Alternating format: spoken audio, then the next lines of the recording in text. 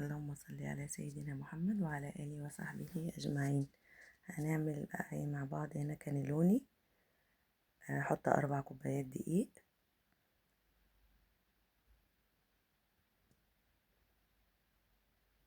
الكوباية الرابعة،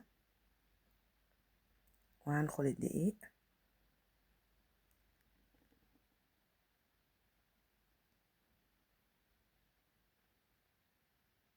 وهنا هحطه في الخلاط. بس خطوة الخلاط دي يا جماعة ما نجحتش معايا، يعني انا عشان حطيت الدقيق الاول وحطيت كمان فوقيه اللبن وكده، كان يفضل ان انا احط المادة السائلة الاول وبعدين احط الدقيق تدريجيا، فانا عكست فما ساعدنيش ان هو يلف معايا بسهولة، فنقلته بصراحة. هتشوفوا دلوقتي هنا هنحط 2.5 لبن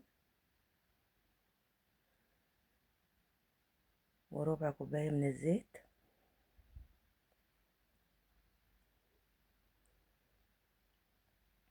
انا هنا فضيته في الطبق وضربته بالمضرب اليدوي، وهحط عليه 2 بيض.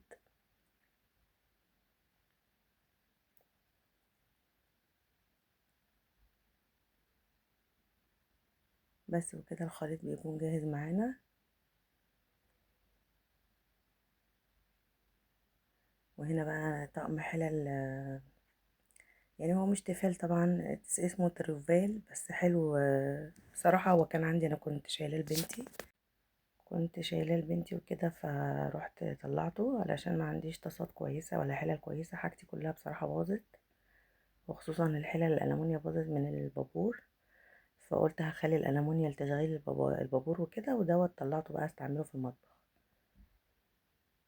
هو 4 حلل و3 مقلايات ومصفى، دي أكبر مقلاية فيه. طبعا أنا دهناها زيت وصبيت كده فيها الخليط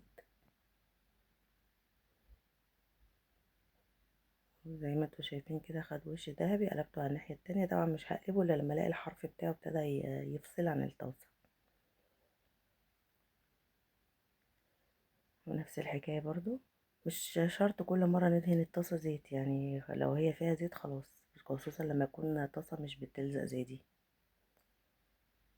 وهنا بقى هعمل الحشو بتاعه. نزلت بمعلقتين كده زيت، وانا مقطعة هنا الفراخ مربعات، شوية ملح،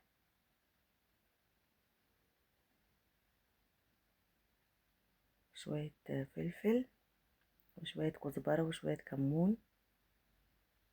يعني حطي من كل التوابل اللي عندك، مش هتفرق، لو عندك بهارات حطي بهارات برضو. وهنا بصلاية كده هقطعها جوليان،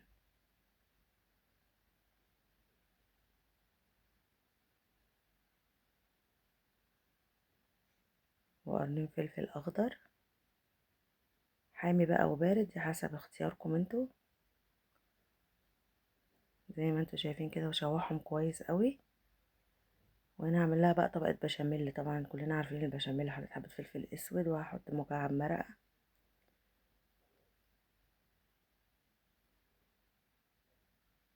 وشوية ملح،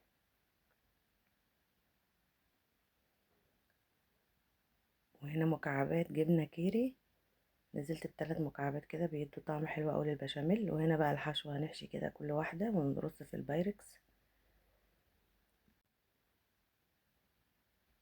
ونفضل متبقين نفس الخطوات لغاية ما نخلص الكمية كلها.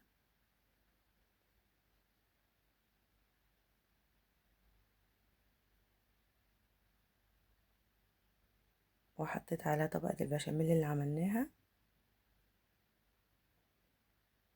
وطبعا انا مشغلة الفرن سخن، فهدخلها على نار عالية. مش هتاخد حوالي تلت ساعة، يعني هي مستوية كل حاجة فيها، بس هي تغلي شوية كده معانا. اول ما تبتدي تغلي هرفعها واشغل لها الشواية. بس هي استوت معانا كده، بحاول افصلها عن بعضها، يعني بحاول احدد كل واحدة في مكانها بالظبط، وهطلعها كده واحدة بوحدتها. بجد طعمها كان تحفة.